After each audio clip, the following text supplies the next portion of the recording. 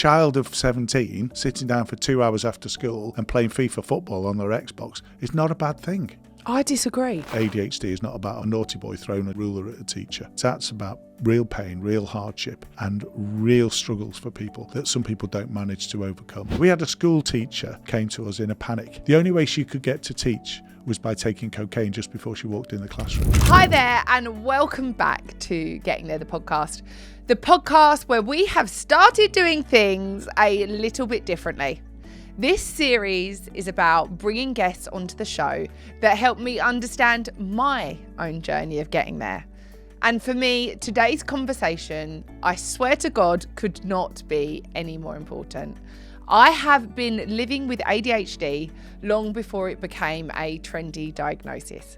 For as long as I can remember, it has always been a part of me. Watching the world suddenly talk about ADHD like it's new almost felt laughable. Because for me, it was never a buzzword. It was the side effect of a traumatic childhood. And while it's given me creativity, hyperfocus, and the ability to build things, ADHD has also been the bane of my life. We're living in a world where labels get thrown around quickly, where discomfort often gets medicalised. And I want to get to the truth of what ADHD really is. Why are diagnoses rising so fast? And how can we better understand it? So, today I could not think of a better guest to help us unpack this than PhilAnderton. Phil is diagnosing over 3,000 people a month in the UK alone with ADHD, leading what is the largest clinic of its kind. Before that, he served as a senior police officer for 27 years, where he saw firsthand how poorly managed ADHD can impact lives, even leading some people into the criminal justice system. Now, what makes Phil stand out is that he hasn't just thought outside the box. He has reinvented the box entirely. His belief is simple but powerful. Within everyone who has ADHD lies an island of competence, and it's our duty to help people find it and then use it. Many entrepreneurs with ADHD, for example, are driven by this incredible hyperfocus and energy, and with the right support, they can truly change the world. So Phil's achievements are extraordinary. He holds a PhD. He's a fellow of the Institute of Leadership and Management and the Royal Society of Medicine. And he's even won the Great British Entrepreneur Award in 2003. But what makes our conversation real is his personal connection.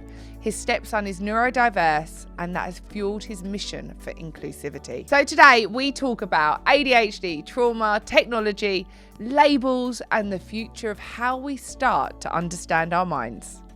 Let's get into it. Phil, thank you. Welcome to Getting There, the podcast. How are you? I'm good. How are you? Good. Excited. Yeah? Excited to break down today because I feel like we're going to talk about a topic that has affected my life in so many ways. I was loosely diagnosed with ADHD way before it became trendy, folks. Back when I was about 12, we had somebody come to my house.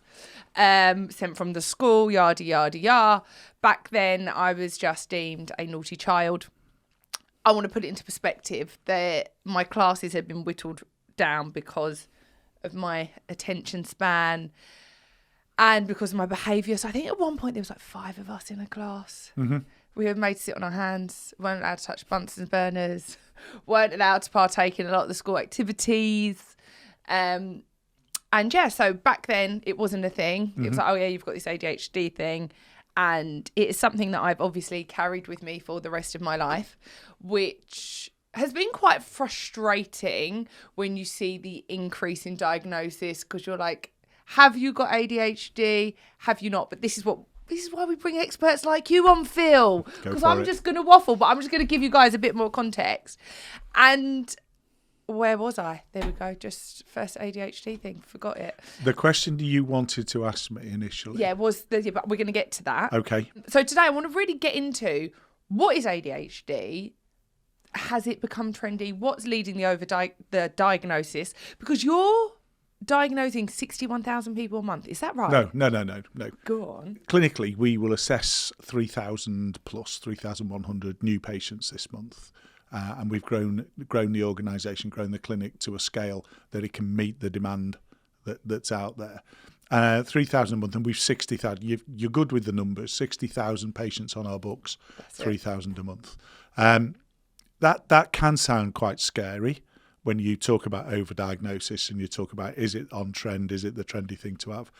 We've a waiting list that is way beyond what we can actually meet at the moment. We're doing well with it, but the demand is incredible. And yet, to give you some context, every time a patient sits in front of our clinicians for an assessment, we've weeded out 3 people for that one to get there. So only 25% of people who approach our clinic get to have an assessment, because the other 75% are not likely to have ADHD. So even at 3,000 a month, we're getting 12,000 people come to us looking to see if that's ADHD. And you believe the other 2 out of the 3 is not ADHD? Correct. Yeah. Well, let's break it down. So for anyone who's listening, and because I feel like there are so many things in the symptom category of ADHD that we can all at some point in our life relate to. Absolutely. So what is ADHD and what is ADD? So ADD's gone. It used to be in the manual, and there's an international manual on mental health, and there's a section on ADHD. And ADD is attention deficit. So if you were inattentive ADHD, you would get, in old days, in old money, you'd have been ADD. In new money, everyone's hyperactive. It's question what we didn't understand, what the scientists didn't understand in the old days, was you were looking for physical hyperactivity, but actually the mental hyperactivity is what disables people. So the mind that's going all over the place, thinking about a million things at once, not being able to work out which one you need to focus on, forgetting the question that you were thinking about before you asked it, all those kind of things is the hyperactive mind. So we're not looking these days for just a hyperactive body, which is what scientists were looking for 20 years ago. You're looking for hyperactivity in the round. So everyone's ADHD. Yeah. Not everyone's ADHD, but there's no ADD anymore. If you get a diagnosis, you're ADHD. So if you were going to break down, if someone was coming into your clinic and you were to diagnose them with ADHD, what are the symptoms that you're looking for? So it's a great question. It's a tremendous question. There's a really boring answer, which I'll give you first, and then I'll give you the better answer. The real answer. Yeah. You're going to give me the one you have to give me, and then you're going to give me the real one. You're looking for inattention, hyperactivity, and impulsivity. So is that person and then you're looking for impairment from those things. Can I just stop you there? Impairment, that means where it's affecting your life in a way that... Yes. It's affecting your education, your work, your socialisation of life. Self-esteem starts to get really heavy on life and you're not achieving your potential. It's only when it gets to that level does it start to clinically matter for impulsivity, hyperactivity and inattention. However, that's the manual. That's the boring bit. And you're not a boring woman. You need something a bit more exciting as an answer. The things that people struggle with their ADHD are things like sensitivity to rejection, because they've been struggling all their lives. And people with ADHD are very, very sensitive. And it's called RSD, rejection sensitivity dysphoria. It's huge for people with ADHD. It's one of the biggest things we have to combat. Emotional dysregulation, not being able to control emotions when things aren't going well and right. Whereas a normal person can yank the handbrake on losing it. A person with ADHD just doesn't have that capability. Spirals. Yeah, I find that. And quickly, and goes from flash to bang quicker than anybody around us could ever imagine. And it's those kind of things that aren't in the manual that we're actually looking for as well, because they're the things that really start to destroy people. So there's a manual answer, and then there's what's the next version of the manual going to be talking about, and it's going to be talking about some completely different things than this version, which is 10 years old. Is attention not a skill, though? Oh, yeah, it is a skill. That's a great point. But people with ADHD can't deploy that skill unless they are absolutely fascinated and motivated by what it is they have to.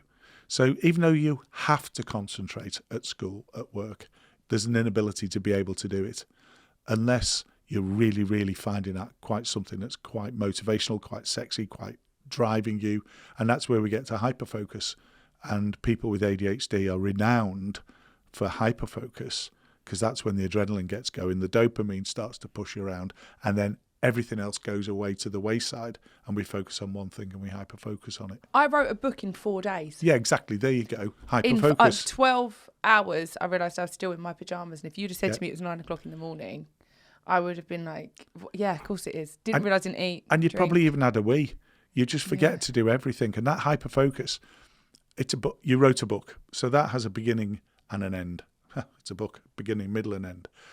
That has a project that has an end. But if that's not something that has an end point and you are hyper-focusing continually, that's not sustainable. It was a skill. It was something that benefited you to get your book done that quickly. But you can't live your whole life like that, because relationships, people around you, your own physical health, you can't stay in your pajamas all day, Brogan. You can't do that every day. You can't rock up to a podcast in your pajamas. So the hyperfocus becomes a disabling thing after time, and that's why people need help. It's great on occasions. There's some brilliant people who are ADHD, and this is something I champion a lot. This isn't about people who can't get there, to use your expression, people who can't add value, incredible value, and achieve great things. If we look at the people who do achieve great things, a lot of them are ADHD. So we've got to help people and enable them to achieve their best. So is ADHD a disability or then a huge ability? Which is it?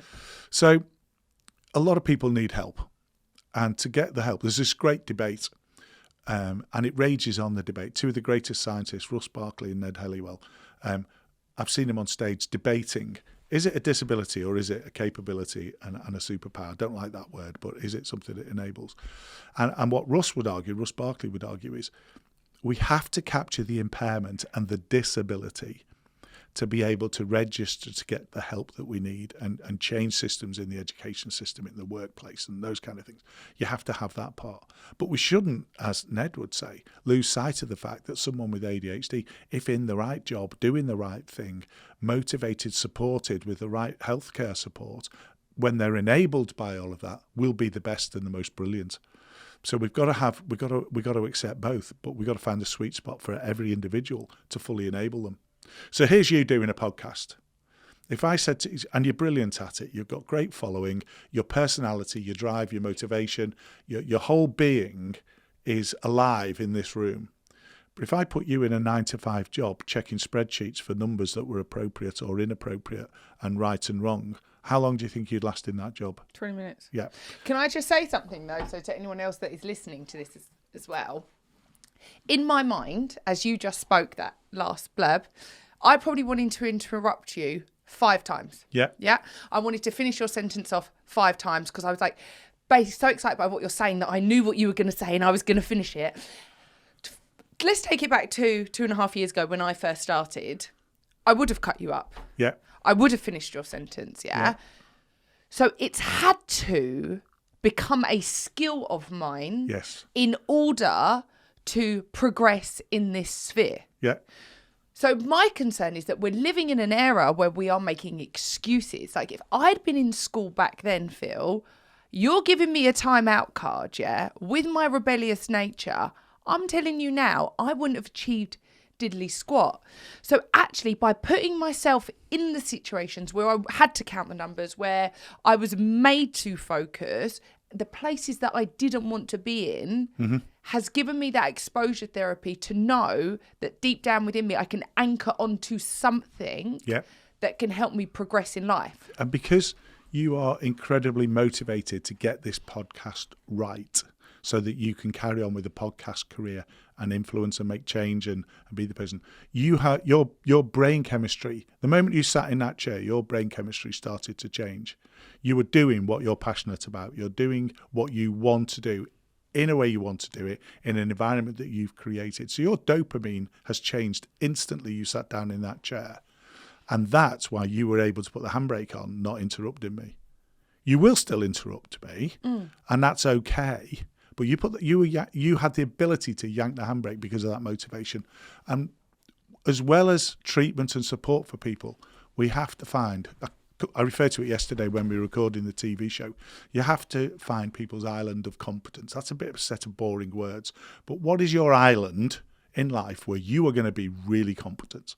And once we find that, and for you, this is this kind of thing. Social media, quick, instant, on it, live wire, burst in. You walked through the door and you'd been held up in traffic. You walked through the door and within 2 minutes you were sat down and ready to go. That's the benefit of your ADHD. You yanked the handbrake the moment you sat down and you were able to focus and concentrate because you're motivated and keen to do what we're doing. You say that with concentration, yeah? So I will still, I mean, it was worse the first year, but somebody would be talking in that seat and I will hear, Brogan, you're going to fuck it up, you're going to fuck it up. Go on, what's the next question? No, it's not the next question. Go on, you know you're not going to answer the next question. Blah, what should we have for lunch? Literally, and then they would finish talking, Phil, and I'd be like, what the fuck did they just say? And then in my head, so I know a lot of my peers in this space, kind of, they all use ChatGPT, and which I'm not judging, but also it's kind of like dilutes the fact for real connection. And iPads and their teams will pass the messages on the iPad. I personally don't think I could deal with that because my mind's too chaotic anyway. So someone's telling me what to ask, I'm then not in flow with you. Yeah. So I have to go away, channel, I know where I want this to go, yeah, write my ideas in like a notes on my phone, then structure them and then write them out in handwriting, which I can't read, to then be able to sit with you. Like if I read a book, Phil, my boyfriend's like, it takes you so long, so I have to stop, underline, highlight, come back, read it again. Sometimes I could read a whole chapter and I won't be able to tell you what it is. I watched, this is a true fucking story, by the way. I watched The Power, yeah, on this huge program with 50 Cent years ago. And I watched 3 seasons and I can only remember one character's name afterwards, Tommy. But when you talk about where you are now with your notes on your phone translated into handwriting that you can't read, but you do know what's in there. Because I know what's in here. Yes. And you've created for yourself with help, guidance, whatever, or done it all on your own. I don't know the background to get into here, but you've created your sweet spot where this is your happy place. This is your competent place. This is your island. And you are massively performing on this island. You switch that to the book you're trying to read, which isn't on your island, isn't in your sweet spot of competence, and you're struggling with it. That's your ADHD. So what we've got to find for people, truly find for people, is their Brogan-esque island of competence where they're going to have that capability that you've got. But sometimes the world doesn't work around your island. Some people, it can't. Yeah. Some people might not be able to find their island Absolutely. and be able to thrive and feed their family. Absolutely. And that's where we kick in with a lot more help. That's where we kick in. We're going to come to that in a bit. That's where we start to have to support people differently. Did the people in the Middle Ages have ADHD, or is this just like a new thing that's No, they absolutely did.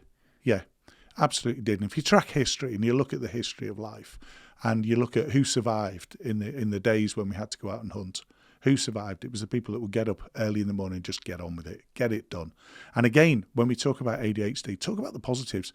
A lot of people with ADHD can get things done, especially if they're motivated, especially if the dopamine's pumping. They get things done, they make things happen. Really interesting what you said there about, because I had this on my notes to talk to you about the correlation between ADHD and sleep. Is there a correlation? Because you said the ones that get up early, the ones that want to, is it the people that need less sleep? Is it their brains are more active? What is that correlation between ADHD and sleep? Because I found that my ADHD has been exacerbated in times of discomfort, challenging times, separating from my son's dad. You know, like all of us, we ruminate and the thoughts would overload all of the time, and then that massively affects your sleep. Yeah, well, that's life. Yes. That's not ADHD. That's life. So I've 6 years of running this business of ADHD, and there are times when I can't sleep because there's just so much on my mind. I'm neurotypical, but there are times when there's so much on my mind that I can't sleep. I wouldn't classify that that's made me temporarily ADHD. That's just busy life. Excuse me. ADHD. A lot of people with ADHD have this mind that is buzzing and going all the time, and they can't slow it down enough to get a decent night's sleep. And sleep deprivation is common with ADHD. I don't know if it's a correlation, but it's common with ADHD, that people can't slow the mind down. And for some people, they need medical help to actually, some people with ADHD need medical help to actually get a good night's sleep. For some people, they've managed that. They've got their coping mechanisms. They can get through it, and they've learned how to get a good night's sleep, or indeed thrive off less than that some people would say is optimal. We're all different. We all need less or more sleep than the person sat next to us or sleeping next to us. There's no unique pattern for sleep. I'm not a sleep expert, but those I've worked with, this whole idea of I must have 8 hours sleep. We don't all need 8 hours sleep. Some people can function quite well without it. Interesting what you just said. Take it back a notch about the cavemen and inherently us being born, a few of us with ADHD. What would the numbers, like, would it have been like 1 in 10 then, 1 in 100 be like then compared to now? I think it's going to be different. I've got no idea. It's a great question. I don't think we'd ever know, but it will be different because the people who've survived are often the people who get things done. And if you're in your sweet spot, you're on your island, and you are competent, you will get things done. And to what extent can ADHD be shaped by childhood trauma versus purely neurological differences? Because if I go back to that girl that was 12 and the person came to that 12, 13, I couldn't tell you, came to our house and diagnosed me at the time, I can tell you right now, I was a child of an alcoholic. I was living in a dangerous environment. I was neglected. I was fearful. I was anxiety ridden. So as a side effect, I wouldn't even know if I was going to get picked up from school. Yeah. I would have an inability to sit still, an inability to self-regulate. I would have so many chaotic thoughts. And for me, I truly believe that my ADHD has come from having such an unsafe, unregulated childhood. It's brilliant. And there's a whole hour plus of talking that through. Let's skip through some of the key parts of that. ADHD is inherited. It's heritable. It's DNA passed, and it's as inheritable as height. So I'm 6'5". My daughter, who's got at least 50% of my genes, is a big, tall, strapping lass. You would expect that. Yes. And it's exactly the same percentage for ADHD inheritability. Now then, you've got ADHD. Let's just assume that for a second. One, if not both of your parents have passed that on to you genetically. You talk about an alcoholic parent, presumably your dad. Mum. Your mum, right. So your mum is an alcoholic. One of the big risk factors for ADHD is alcohol abuse. So generationally, systemically, we look back through the social construct of your life and your gene pool and how that's affected you. And you will track ADHD back genetically, and you will track those risks back to the previous generations.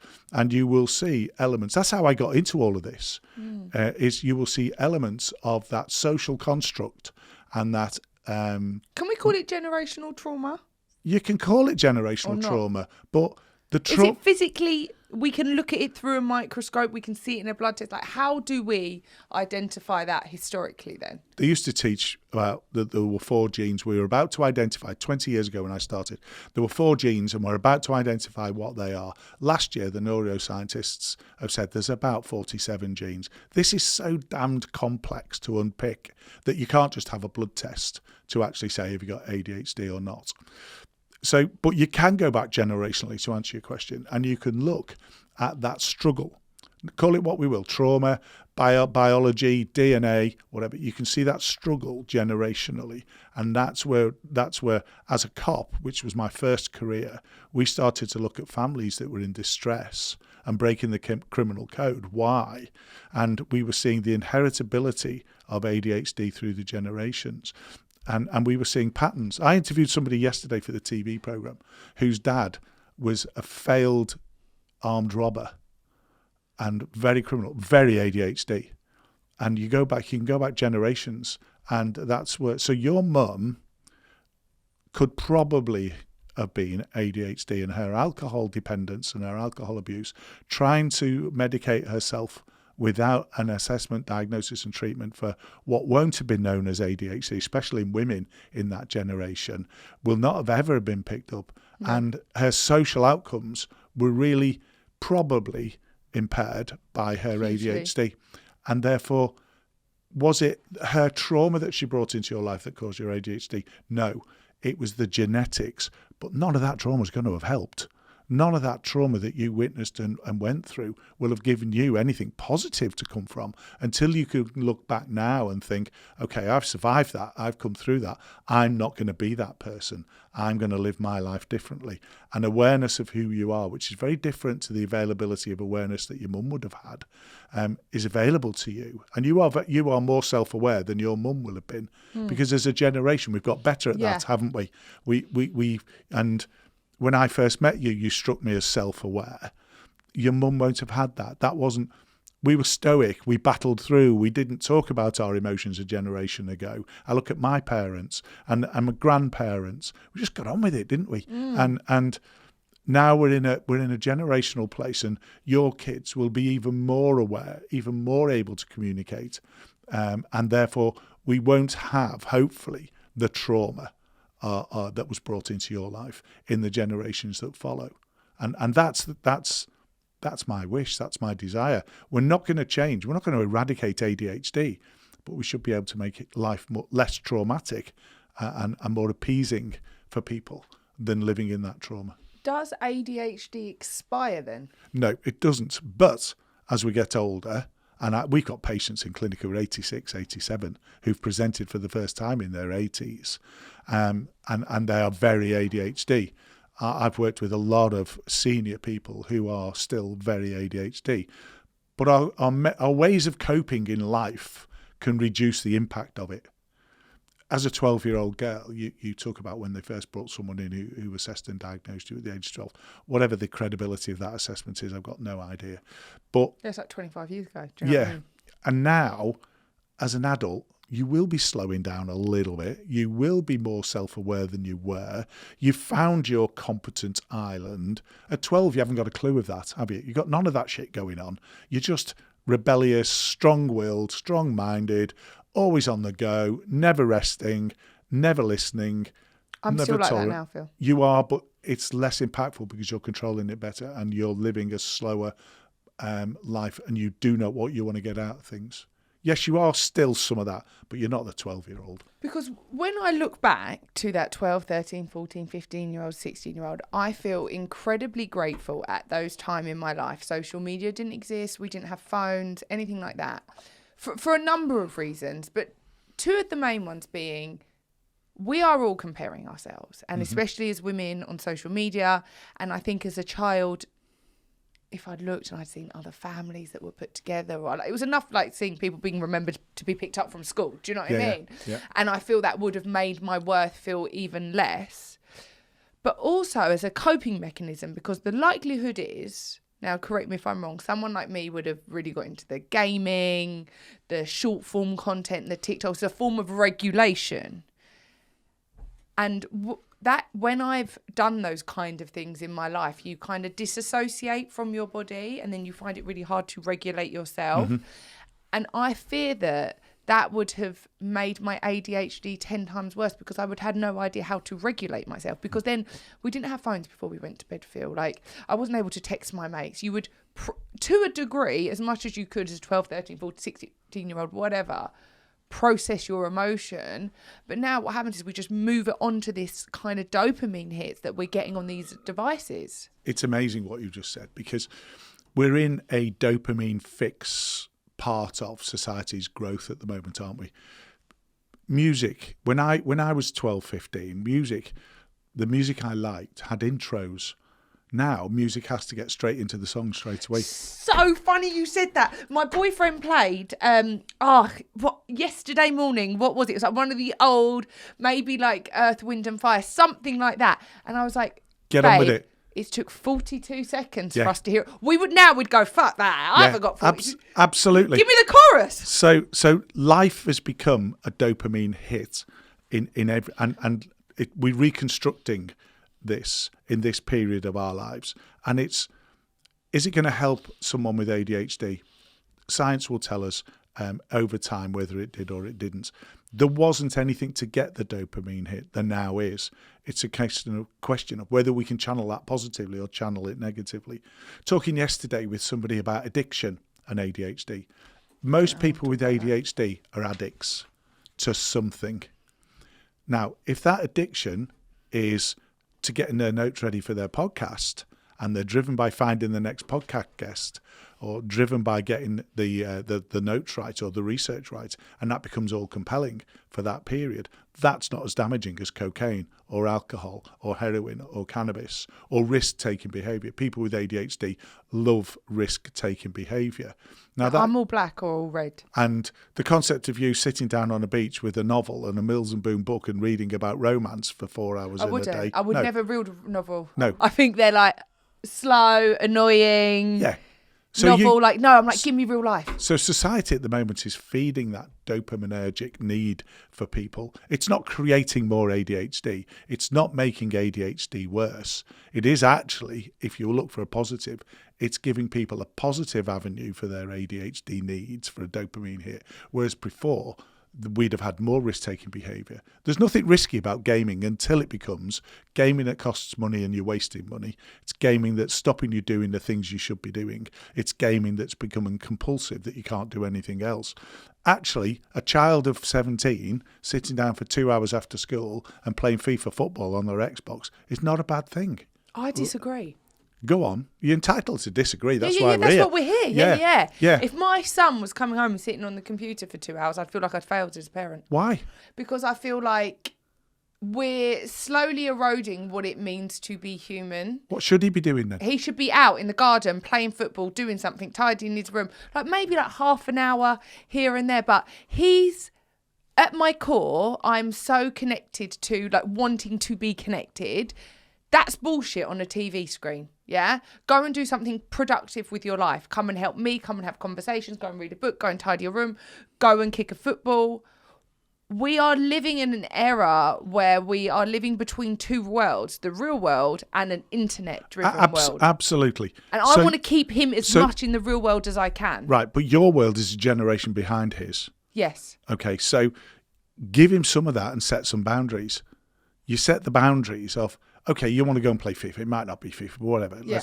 You want to play FIFA the moment you come in from school. Why is that? Just gets me headed back in the right place. It gives me time for downtime. It gives me time to decompress. He won't use those words, but that's what he's saying. It's fun, Mum. Everyone's on it. Let me have a go. Yeah. And all my mates are on it and blah, blah, blah. We've been through that with our children. So, okay, but in an hour and a half, I want you to help me make tea. I want you to come outside and walk the dog, or I want you to do whatever. And it's an hour and a half. No, 30 minutes. 30 minutes. God, you're a tough mum. Yeah. How do we regulate that? He makes his bed at 6 o'clock every morning. Good. He's 4. So actually, discipline and boundaries is what will set it apart from it being undisciplined without boundaries. And that's the positive side of what we're discussing here. There are many a parent I've discussed this with who say, my son comes home from school or does whatever, and I won't let him on his Xbox, and he kicks off, and we have an argument. Then it all goes down the toilet, and everything's gone, and we end up being separate all night, and there's no harmony in the house or whatsoever. Well, where does that get us? That gets us absolutely nowhere. So we have to have boundaries. We discuss homework till we're blue in the face with parents and school teachers and everyone else. Our lad, who used to come home from school. How old is he, for context? He was 15, 16 then. He would come in through the door, drop his expensive blazer, his bag and everything on the floor, the stone floor of the hallway, go to either to his bed or the sofa in his school uniform, his expensive trousers and his iron shirt, and lie on there and watch the telly for an hour or so. He used to wind his mother up for fun, and me used to wind him up for fun. What we didn't understand in those days, that was a decade ago, was school was so hard for him because of his ADHD, trying to be good, trying to get things done, working really hard, that when he came home, he was knackered. He had no focus, no time for homework in his head. He had no homework for him was just, I just can't do it. I've got no interest in it. I've got nothing left to give. Absolutely. So that's how I felt. So we have to give that child their space to do what they need to do. If that's lying on the sofa, what we did as we started to get to grips with it, we get him changed out of expensive clothes that didn't need ironing and let him have that time. And life got better. We wouldn't insist on him doing his homework at that point because he had nothing. He had to recharge his batteries. And how important is his homework? I would argue, and we've always argued clinically, that the homework being done is nowhere near as important as having a row with his mum. Because if you have a big standoff row every day, he's then going to not want to go home. He's going to know he's going to be in trouble. His self-esteem and everything else. So you've got to back away from that fight, understand what's going on, create that space. And if that's on an Xbox, we really shouldn't give a shit. We should give them their space, give them their time. So it might be 30 minutes now as a 4-year-old. As a 10-year-old, that might be 45 minutes an hour. What you've got to do is create that space, create the boundaries, and have that dialogue. If that dialogue's an argument, we've lost it. If that dialogue is a conversation between mum and son, how much longer do you need? Why do you need that? Are you taking a piss out of me here, or do you actually need that time? Be honest with me, and we'll have a working relationship around it. But at the same time, I'd say to any parent, do not give the parenting responsibility to the child. No. The parenting responsibility has to sit with the grown-up, has to sit with the parent. So we need to not be frightened of the modern day, but we need to actually have boundaries around it. From listening, that was to a long what you answer, said, wasn't it? No, yeah, we love a long answer here. We like to get into the details, because there'll be things that some people will take away, some people won't. It's nice to hear the whole landscape. So from what you've said, Henry's quite likely to pick up an ADHD trait from me. His father's definitely tripled up to the eyeballs. So the likelihood of Henry developing something like that is quite high. So I then feel as it's my parental responsibility, because people who are addicts, like you say, most of them have some kind of ADHD or a neurodiverse. Therefore, I feel that it is my duty to keep him away from things that are addictive, like short form content, gaming, and to find ways that he can self-soothe and self-regulate without it coming from a device. There's a counter argument. Yeah. And the counter argument is, if we were to accept that Henry at the age of 4 already has that DNA footprint, it's not going to develop. It's already there. Yes. Okay. That's what you're telling me, yeah? Yes. Okay. It's not going to grow. He's not going to grow into ADHD. If he's got ADHD, he's got ADHD. I'm just going to pause you right there. He had, so we don't have iPads and things in the house, but he's allowed it, like when we go on holiday. So, because what kid wants to sit still on an aeroplane for 3 or 5 hours? So he's allowed one there. What adult wants to sit still on an aeroplane for 3 or 5 hours? So he has it when we're on holiday, and then if we're at dinners, like he's an only child, so he was allowed, it's on holiday, he's allowed this. He became such a dick, yeah? I need to, that's the appropriate word. Yeah? He'll love this, watching this in 20 years, won't he? I was like, oh my God, I can't deal with this douchebag. It was like he was possessed. So interesting. I ended up speaking to one of the mums around the pool because Henry's come over to me. He's like, Mum, roadblocks. I'm like, what's roadblocks? So he's met this mate around the pool that's got an iPad, and they would scurry, bear in mind, therefore, yeah, scurry behind the stairs and play this roadblocks thing. And when I'd come along, like we're going, I swear to God, it was like withdrawals. More so than the other kid. And now I'm wondering if I'm putting 2 and 2 together whilst we're having this conversation. Henry is more predisposed to having addictive behaviours because he's got likely to have DNA of ADHD gene pool. And in a single podcast, you can't possibly expect us to resolve every parenting challenge for a parent who's got a child who's got ADHD with a parent that's got ADHD. So you've got a double whammy there. The thing that we there's a program called 123 Magic. It's the most amazing program, and it's the only parenting program that we would ever endorse that is relevant to ADHD and ADHD parenting. And it's all about setting appropriate boundaries. So Henry, we're on holiday together. I want time with you, and you will want time with new friends, and you want that to be fun. So how do we set some boundaries around that? And then what are the consequences if those boundaries are broken? It's all about parenting. That's parenting skill. There isn't a yin and yang and a 1 and a 0. It's a complex bringing together of a lot of emotions. Of your emotion, your holiday, part of that, it's always complex, isn't it, with kids on holiday? Part of that is you want time with your kids because you're not always able to be as present as you want to be in the everyday. The other part is you want time without your kids because you want actually a time with your partner and you want a bit of downtime. So we've got a tension between us right from the get-go. So if Henry goes and has an hour with his mates doing whatever, the boundary is we then have an hour. I've had an hour of downtime. You then have it together. And you've got to set those boundaries. And he's only 4. You read the job description of 4-year-old, it'll say in there, be a twat. Yeah. Yeah. And if we expect them not to be, our expectations are wrong. Read the job description of a teenage girl. It is to resent your parent at some stage in that teenage journey. Yeah. It's in the job description. So the moment it happens, we shouldn't be looking to blame the iPad, blame the iPhone, blame the television and Netflix and what have you. Actually, it's in their job description. Yeah, kids are meant to be douchebags. We go through it, and we've all done it, and we have to have our kids do it. Like, even when I was driving to school the other day, I was like, mate, how many times have I got to tell you? And I thought, must have been what my parents went through.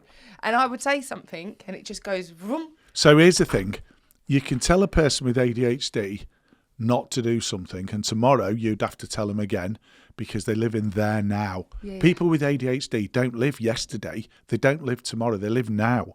And again, going back to the legend that is Professor Russell Barkley. Who's he? Do we need to write him down? Russell Barkley. He is he's the most amazing man for this stuff. People with ADHD live in their now. Not your now, their now. So if you told Henry or whoever, let's take Henry out of it, poor lad. Let's take, if we told our lad, don't drop your bag and your blazer on that stone flagging hallway and go and jump on the sofa and lose yourself for an hour. If we told him that today, he would not remember that tomorrow because his ADHD is all about living in the now. Isn't that beautiful though? Because that's what I feel like we're missing in the world. Living now. Well, we're so quick. Like there's some beautiful parts of being neurodiverse. Absolutely. Yeah. And again, you and I will come to it many times as we have a conversation. There is the downside of impairment that we have to tackle and deal with without a shadow of a doubt. There's a beautiful side of ADHD, which if we can harness and enable and create the space for, is absolutely beautiful. Our stepson, Archie, who's on television previously for his ADHD, is incredible at some things and a complete pain in the arse at others. What we've done through his life is create the sweet spot for him where he's motivated, driven, and really happy. And when he's in that place, he's incredible, absolutely incredible. You could ask him any question about the Premier League and he would give you the answer because he's so driven, so motivated about football. You could ask him a question about what's the shopping that he's planning at the supermarket for the next week, and he'd just look at you and go, what the chuff are you talking about, Phil? He's speaking Chinese. Absolutely. And all of those, that yin and yang is incredible. And we should not, if you'll allow me, we should never lose sight of the fact of the great work that people with ADHD have brought into our lives. What we've got to do is, as responsible adults, is make sure for the generation following us, we create the opportunity for them to be the next great people and not put them down for having their ADHD, not try and control that impulse. Don't try and constrain that drive and that passion. Don't try and, if they're a round peg, don't try and put them in a square hole. Create a round hole for that peg to fit in. That's our job. So we're going to come to the solutions after and like what it is you guys do. And I want to touch on the education system. But I know when we met, I was telling you this story, which I don't know if I can take context of the whole story. Do you remember I said I was in this place and I was having something done and there was this young girl there and we were talking about sleep. She must have been like 24. I think I've told this story on here before. And she was like very chilled and very soft and very sweet. And she said, I said, oh, how do you sleep? Because the context of where I was to do with sleep. And she was like, oh no, I sleep so bad. You know, don't go to sleep till like 2:00 in the morning. And I was like, well, do you put your phone in the other room? She's like, no. So that was it. She was like, oh, you know, I've got ADHD, so I can't sleep. So, you know, I don't fall asleep till 2 a.m. That's why I have to do the later shift in here or whatever it was.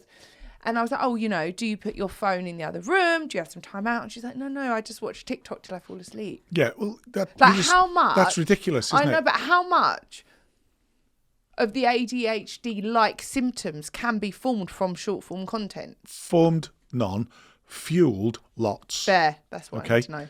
So if any of us go to bed, neurotypical, neurodivergent, yes, go to bed and stimulate yourself with I'll keep it clean, TikTok, whatever, you're gonna stay awake. If you watch a movie in bed that is dull and boring, you're more likely to go to sleep than if you watch a movie where loads of people running around, shooting each other, blowing things up, and you're really in it. Stuff. Yeah. Drugs, guns, kidnapping.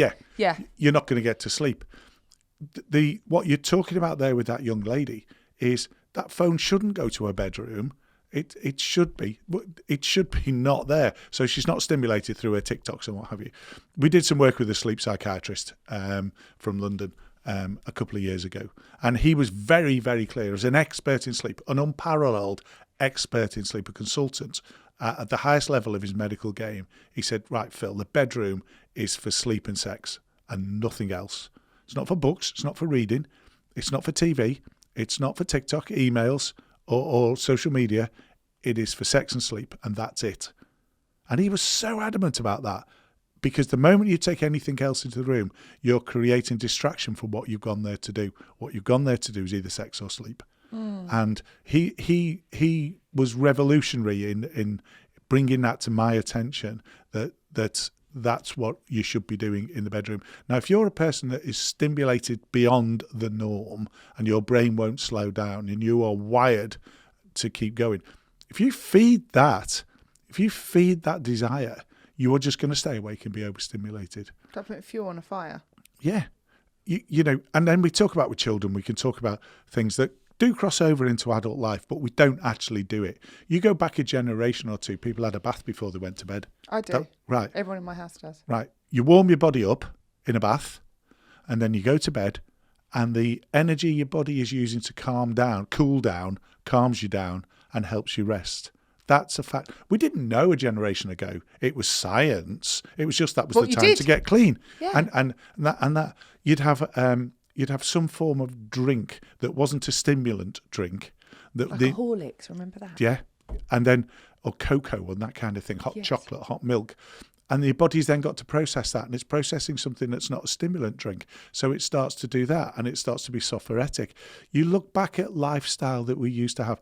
There was as much ADHD then, but lifestyle was assisting getting to where we wanted to get to, getting there, as opposed to frustrating us getting there when we're talking about going to sleep.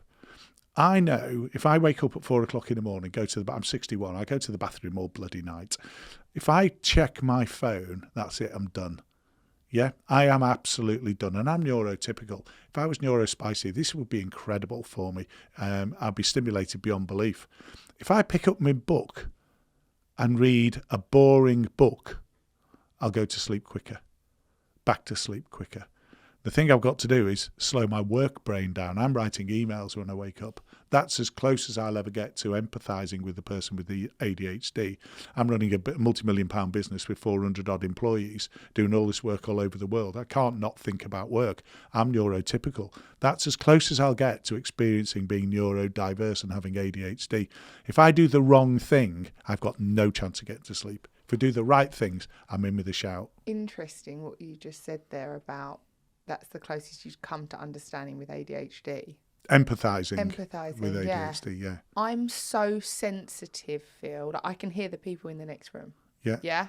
Like, I'm so sensitive to the point my boyfriend will talk to me and he's like, I'm talking to you. I'm like, but I can only do one thing at a time. And I remember growing up, my sister would be like, why can you only do one thing? But what people forget is like, we were actually only born to do one thing at a time. And being so sensitive to things, it makes you stand out, and it makes certain situations very uncomfortable. The amount of times I've thought about those lights and kicking them since we've been speaking. Right, that's the difference. I've heard the people next door. Yeah. I've noticed the lights, but I'm able to completely disassociate with them and focus entirely on you. Yeah. That's the difference between neurotypical and not. Is it still bugging you and you're having to work really hard? Bearing in mind, you are in your island of competence. You are dopamine rich at the moment because you want this to happen. You want this to work. This event that we're in now, this podcast. So you are doing better now than you would do if you were doing the washing or making tea or whatever at home, those things would frustrate you to a point where you couldn't still bring it back to some form of focus. So you're in your sweet spot, so you're able to cope with it more.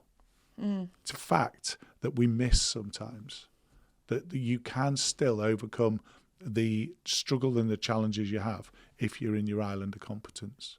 And you're good at this. You're really good at this, but you'll be really shit at some other things that other people Oh my could God, do I really can't well. work a computer. No. I can't work a computer. Oh my God, Phil, can't work a computer. When I was doing my research, many children with ADHD have a co-occurring condition. Yeah. In the US, nearly 78% also struggle with anxiety and depression. Why do you think that ADHD overlaps so heavily on the other side with mental health issues? We'll go right back to some of the first words you used there. ADHD rarely is on its own. I describe ADHD as an ice cream. Okay, every ice cream has its base of vanilla. Then you might put a sauce on it, a chocolate sauce or a raspberry sauce, or you sprinkles, or you stick a flake in it, or you've got mint choc chip, or you've got whatever. So there is no unique ADHD ice cream. They're all different, but it's all got the base of vanilla. Vanilla ice cream is the base of ADHD. Do we have co-occurring conditions? We absolutely do. They're the sprinkles, the sauce, the mint choc chip, the flake. Autism, ADHD, anxiety, ADHD and looking like you're depressed, ADHD and dyspraxia, being clumsy, ADHD and this. The list goes on and on and on. The challenge we have clinically is it's not a co-occurring condition, which seems to limit us to thinking about one thing and one other. You could have all of them. So it's not co-occurring, it's multi-occurring conditions. And the complexity is incredible. And you talk about the stats for anxiety and depression. Flipping that back, most women who are patients in our clinic have been to their GP at some stage with anxiety and been diagnosed as being anxious and depressed and been given medicine for depression, which they've not responded to, because depression is a different chemical to dopamine. So if you've got a serotonin deficit, you would be depressed. If you've got ADHD and that is pissing you off, that could present as depression, but it's completely different because it's caused by your life and the struggles you're having. We call it situationally pissed off, SPO. If most adults with ADHD that has never been gripped, never been harnessed, never been treated, never been helped, are pissed off with their life, situationally pissed off, SPO. The GP, who's not trained, picks that out as anxiety and depression and treats it as such. The moment we start to treat the ADHD, we get to the position where we can take them off the depression medicine and actually treat them appropriately for their ADHD. So in America, where they collect stats like you just rattled out there, it's not that those children are anxious and depressed. They are not understanding their ADHD. They're not getting the help they need, and they actually need to actually come back to being a vanilla ice cream. Let's boil it all down to what it is, treat it for what it is, and see what we're left with. And we can reduce the co-occurring conditions massively if we actually get their treatment right for the core problem, and that is, in a lot of those cases, ADHD. You just mentioned dopamine. It's really interesting because we had TJ Power on early this week, so that was the bulk of a lot of our conversation. But for me, exercise has changed my life and has given me the coping mechanisms, I believe, to be able to function. And I exercise in such a high octane way, Phil. It's not like I wouldn't go and do Pilates or yoga or go and drink a matcha like these trendy people do. I want to go and flip tires. Yeah, I want to pull cars. I want to run up a hill. And I was just saying it, like I get on the treadmill and I cannot help it. I think you're having it. I'm in competition with everyone in the room. I'm trying to see what the bloke, who's like 6'4", so much bigger and stronger than me, down the other end of the room, what weight he's lifting, and see if I can give it a go. But I don't feel like I'm fit for human consumption until I've exercised, which obviously I'm getting some dopamine from, right? So is ADHD mean you have a dopamine depletion compared to a normal person? And are there not ways that we should be saying to everyone who's looking like they've got ADHD, go and fucking run? So it's brilliant. This is so brilliant what you just said. 20 odd years ago, I was at my first international ADHD conference, and sat in front of me was a lady who every half an hour would get up for 10 minutes and disappear. And at the end of this, I'm very much at the start of my learning curve on ADHD, and we were in Denver in Colorado. And at the end of when the lights came back on and the session had finished, I tapped her on the shoulder, said, "I hope you don't mind, but are you okay?" She says, "Yeah, why?" I said, "Can't help but notice you get up every 20 minutes and what have you." She says, "If I didn't go and run around that building every 20 minutes, half an hour, I would sit here and gain nothing from the rest of the event." And that got me to exactly where you're talking. And then I did some work with an American wrestler called Matt Morgan, most amazing man. I'm 6'5" and built like a brick outhouse, and he makes me look like a shrimp. He's huge, is Matt.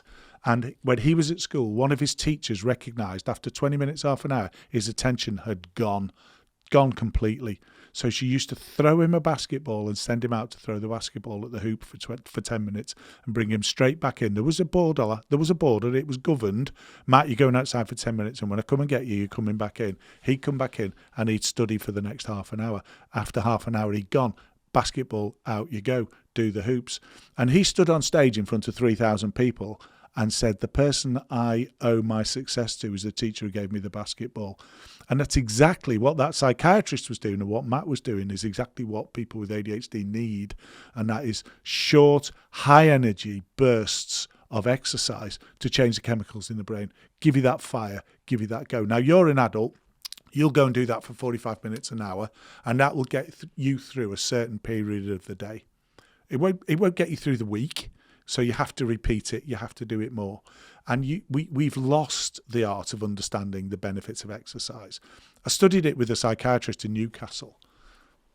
When I went to school, like I said, I'm in my 60s. I went to school in the 70s, and I would walk or cycle to school. Kids these days are all getting a lift. At school, at break, we would play football or cricket, depending on the weather. We would then come home, and we would cycle or run home, and then we would do whatever homework, and then we'd go out on the field and we'd play cricket, football or whatever. Or we used to play cowboys and run around the fields pretending to shoot each other. It doesn't matter. The point is, at regular times of that day, without anybody knowing it and anybody structuring it, we were getting that exercise to give us that dopamine burst, to give us that opportunity to focus and study. And that's what's missing in a lot of life now. Take that forward to adult life. Nearly every job now requires you to sit behind a desk for some period of it and do some boring paperwork. In days gone by, people who couldn't do that, shipbuilders, car builders, miners, whatever it was, we've lost all of that industry now. We don't have that. So most jobs now are white-collar jobs. And those people who don't fit that are still expected to fit it. And you can't. I asked you about, could you do a spreadsheet? I think you said 30 seconds and you'd be gone. I don't know how to use Excel. And for some people with ADHD, that'll be their island of competence, and you lock them into an Excel spreadsheet and you've lost them for 4 hours. It's about finding the right thing. But to go back to it, regular, hard exercise is brilliant for anybody with ADHD because it gets that dopamine squirting. So if you were going to see some changes made in the UK schooling system, is that something you would implement? Oh, God, there's so many changes we need to make in the education system. I was at a school last week in Bedfordshire that we're just about to do some work with.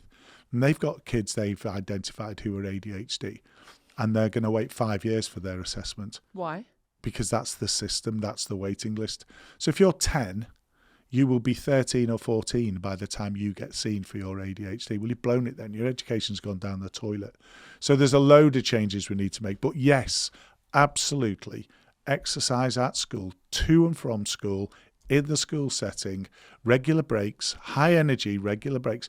And this isn't just good for an ADHD kid. It benefited me when I was 7, 8, 9, 10. It benefits every child, not just the ADHD child, but for the ADHD child, it's an exquisite relief and a change, more impactful than it would be for a child that's neurotypical. And we've lost that. We've just lost it completely. I used to sit at a desk on my own. We all did in my day at school, not me. I wasn't being segregated. We'd sit on our own desk. Now we sit on a desk of 6 or 7, don't we? And we have groups around a desk. So if I want to poke the kid next to me, I can poke him. And I've got that. I can just be annoying. Distracting. Absolutely. The bell used to go at the end of our lessons in my era of schooling. And until the bell went, you didn't move. And when the bell went, you moved to your next lesson. It was structured. There was scaffolding. There was a regimen. There was the whole boundary around it all. School's not like that anymore. And it's all become insufficient in its structure for somebody who's neurodiverse. But I would argue it is insufficient in its structure for somebody who's neurotypical. We've written a toolkit for schools. And one of the things we say is, you've got all the posters up around the classroom of all the great work the kids have done. What level of distraction is that for a kid with ADHD? You're talking blah, blah, blah, algorithms, blah, blah, blah, maths, blah, blah, blah, Shakespeare. And there's a poster there that's all about whatever. Where's the kid going to go who can't focus on that? They're going to go there and then start dreaming about what that is, or start thinking about what it is. Get rid of them. Yes, it's great to have it, but have a classroom that actually allows the child to focus on what's going on there, and then deliver that in a way that the child's going to be captivated. We've lost in education. I could go on to this for hours. If you are never going to be able to sit down and work behind a desk, why are we training you to sit down and work behind a desk? Why is our education system not saying, if you want to be a car mechanic, you are still going to have to read the manual? You are still going to have to know what 3 litres of oil and 4 litres of oil adds up to, so that you put the right amount of oil in the engine. So there is a purpose to the education, not just an education is the purpose. And there is so much we can do. We're starting to work with these schools in Bedfordshire. I had a message this morning, can we bring another school into what you're about to do? And it's huge to be a change agent of something that is so broken and so wrong, and that doesn't appreciate neurodiversity as much as it should do. I like sticking with the kids. So if I'd have come and you'd seen me when I was 12, knowing what you know about me, my home situation, how would you have treated me? You got to bear in mind, I'd have been a policeman then. No, now. Like if right. I was coming to you now. Right. So the first thing is, can we influence the change that we want to influence? And still to this day, after 23 years of working in ADHD, I don't have the influence I desire, I crave, that I really want. So the answer to the questions is, what would be the right answer if we had the appropriate systems? At the age of 12, you're just approaching a hormonal crisis at that age as a girl, aren't you? How ready are we for that? How ready are we to look at what's going on for you and think, how can we teach Brogan differently? How can we construct her life to bring out the best in her? What is her island of competence? How can we fuel that? And what can we do that's different? How can we motivate you to actually do some of the stuff you don't want to do? Because we've still got to get through some pain barriers, but how can we motivate you to get there? As opposed to just saying, just do it, just get on with it, or punish you for what you don't do. How can we build on a reward basis so that you can get what you need to get? There's a great clinician I've worked with in America who tells the story going into a school, and they were dealing with a teacher who was dealing with a very, very destructive child. And they were trying to advise the teacher, almost the question you've asked me. Yeah. And the teacher was coached, and he said to the young boy who was destructive, I'm at my wit's end with you. I don't know what to do with you in this classroom. I am run out of ideas. What do you want to do? And the kid said, I want to look after the school's rabbit. And he said, well, what do I get if you look after the rabbit? He says, I'll do my damnedest to be good. And only when I'm good and I'm focused and concentrating and doing what you want me to do, you let me at the rabbit. That kid went on to run a zoo for that school because he was so motivated to do the right thing. Dopamine changed. He was motivated. He was fired up by his island of competence that he then got the rabbit. Then they got a guinea pig. Then they got a whatever. And that was his baby. And that was what he did. We don't actually go to the kid and say, what's going to work for you and how can we work that together anywhere near enough? We expect everybody to do the same thing at the same time. Would you medicate children? We do.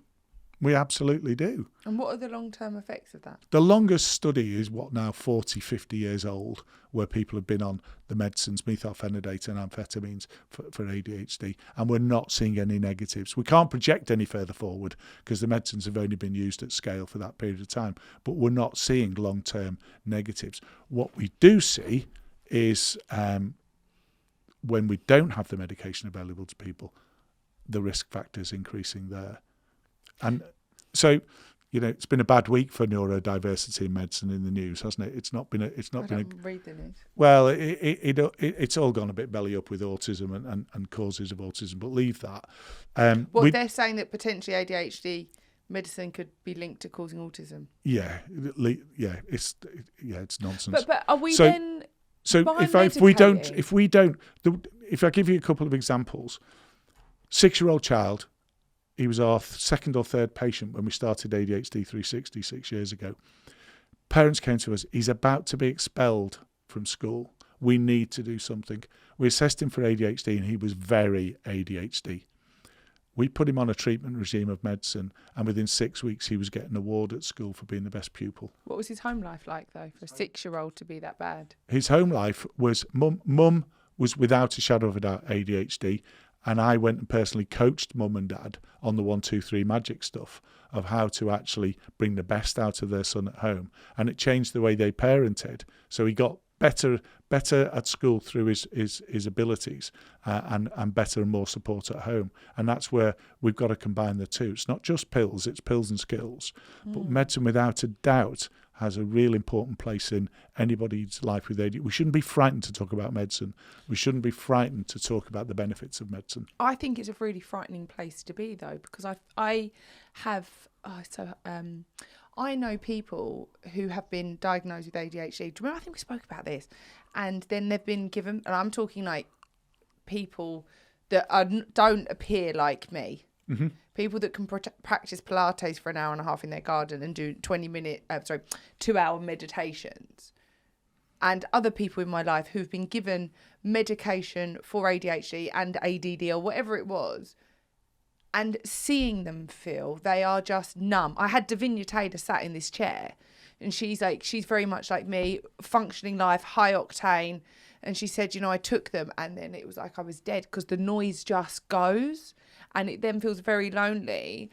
And one of my close friends' experience was like, I just can't feel anything. I don't feel low anymore, but I don't feel high. And bringing it back to what I said on the conversation earlier, at my core, I want everything to be connected. And it's easy-ish for me to say because I would, as a rule of thumb, I would never take it, yeah? Never, ever, ever, ever, ever take it. Because I believe at my core that whatever it is I'm looking for, I need to overcome in my brain. Mm-hmm. But I've watched people in my life being given this medication and they've just become hollow. What you raise is a really, really good point, because if we don't get the medication right, and that's the choice of medication and the dose of medication and how to take that medication, how and when to take that medication. If we don't get that right, we'll get it wrong. And if it's wrong, it can be very wrong, like any medication. So we have to get it right. And it's the time taken to train and the time taken to build clinical competence that makes the difference between crap medicine and world-class medicine. And unless ADHD medication is delivered on a world-class basis, it can and will do some of the things you've just described. Many of the patients we have clinically have come to us from other clinics, and you look at the medication regime and it is appalling. Absolutely terrible. Well, let's think, we were at Ideas Fest, that bloke that come up to us, do you not remember? And he was like, I saw your ADHD thing and you asked him about his medication. And to me, he looked like he could have been on coke. Do you remember? He was all nervous. And then he said, I was on this one week. Then they're giving me the next week. Mm-hmm. He seemed so dysregulated and out of his body that I'm just curious that we've spoken a lot about the environment not serving the individual who's got the ADHD. So isn't it something that we really hone in on changing our environments rather than medicating? You've got to do both. You've absolutely got to do both. And when you do both, you've got to do it right. And that's the key here. There's many, and I'm not going to sit on a podcast and put the NHS down, because you can if you want. Yeah, but there's so much in the NHS that is right. There are so many things in the NHS that need more support, more help, more funding, that are broken. But many clinicians who joins my organisation has come from the NHS, and some of them have come from ADHD clinics, and they have not got a freaking clue about medicine for ADHD. Not a clue. Well, it's like the GPs who look so fat and unhealthy, don't know a bit about nutrition. Yeah, and we expect too much out of everybody involved in healthcare, without a doubt. When we train people medics, clinicians to understand ADHD medication, their eyes open wide, because it's not actually that complex, but it has to be done properly and it has to be done right, as does the environmental controls. We talk about there's 100 units of improvements available. Just say, for instance, you're diagnosed with ADHD. We've given you 100 units of available 100 units of improvements available to get you to where you need to be. The first 80 will come from medication. You've got to get the next 20 right with environment, and then you've got the person where you need them to be. And that's what we do, and that's what we're good at. If you're not on the right medication, we'll switch you, and we'll switch you quickly. If you're not on the right dose, we'll change it, and we'll change it quickly. Are we not just medicating for something? Are we just not medicating rather than doing the work? No, we're doing both. No, you're absolutely right to pose the question. I'm just saying, like, if Henry came back, I'd be like, you're not touching that shit. Yeah? Yeah. And Samantha, who's in the ante room here, my wife, the first time that Archie was diagnosed with ADHD, she really was, I do not want him. I do not want my 16-year-old son on ADHD medication. I'm worried about it. I'm nervous about it. I don't want it to happen. And she would now tell you, the moment he comes off his meds, I need him back on his meds. You can see him coming off his meds and you need him back on. That's not to make him into a superhuman. That's who he can lead his best life. Patients are telling us on a regular, bear in mind, 3,000 new patients every month. They tell us on a daily basis, once you got my medication right, you changed my life. We change people's life by treating them appropriately. I'm diabetic. I was told, if you do not get a grip of yourself, you're going to die. The two things you've got to do are you've got to cut out alcohol and you've got to cut out carbs out your diet, and you've got to lose a lot of weight by doing that. What we're going to do is give you the medicine to give your pancreas a chance. Insulin, yeah? A different type of medicine, but that does that job. If I'd have said no to medicine, I'd probably not be here. I had no choice. I'm also hypertensive. I've got high blood pressure. And at the age of 40, when I was diagnosed with high blood pressure, I couldn't even tell my wife I'd been diagnosed with high blood pressure. I was so embarrassed and shamed by it. Were you bigger? No, I was this kind of weight and not fit. I was a policeman, so no. Compared to the modern day where I'm running this business, nowhere near. It was genetic. My mum had high blood pressure, and whatever it was, narrow arteries, whatever, I had high blood pressure. The moment I started to take medicine, it made no difference to my blood pressure. I got fit, it made no difference. I lost weight, it made no difference. So then the GP started to change my medicine, titrate my medicine to the right medicines on the right dose, and that brought my blood pressure down. If we hadn't have done that, I'd have probably by now had a stroke or a heart attack. We have to accept the environmental controls and the ability of medicine to keep this complex thing that we've got. The human body is so bloody complex. We have to sometimes give it a chuck up. We have to give it a lift. At our core, we are perfectly designed. We are perfectly unique. If something's uncomfortable, like if a situation, or like, for example, me being an accountant, that's not for me, Phil. Yeah. That's not for me. So like, what did you say about putting the round... Square peg in the round hole, yeah? That's not for me. And if we're trying to... Medication, just as a society, seems to me to be like quite an easy way out of us feeling uncomfortable and doing the hard work. One of my fears would be, so say I turn up to you guys and I'd had that medication, and I have no doubt, that probably would have helped me at that time in my life if I go back and I think about it, to maybe with the less of the chaotic thoughts, I might have then been allowed to take part in a science experiment. Who fucking knows? But would it have served me to get me where I am today and given me that creative edge? I believe that could have took away that opportunity from me. And retrospectively, we'll never ever know that, will we? But I interviewed somebody again. We had a big day filming yesterday. I interviewed somebody yesterday whose sister was not treated effectively for her ADHD and ended up taking her own life. And when we get to the stage of discussing 13 years less on a person's life if their ADHD is not treated, we're into some serious shit. We're dealing with real things. A young girl taking her life through the pain, the struggles of her ADHD that was never harnessed, never managed, some of which would have been helped through medication. We're not dealing with just a lack of comfort or a lack of ability to get something done. We're dealing with some things that end up, for a lot of people, shorten their lives, and for many people with ADHD, taking their life. We've got to see the context of what ADHD can really be. I argue long and hard that ADHD is not about a naughty boy throwing a ruler at a teacher.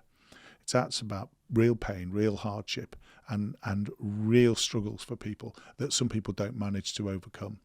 And I know for a fact, we've a young girl, Kit Burks, who's one of our ambassadors, she's an amazing woman, and she's walking from the northern tip of Europe to the southernmost tip of Europe to raise awareness. And she's doing this on her own. It'll be a world record when she achieves it. Fantastic. It's going to take her 365 days to do it.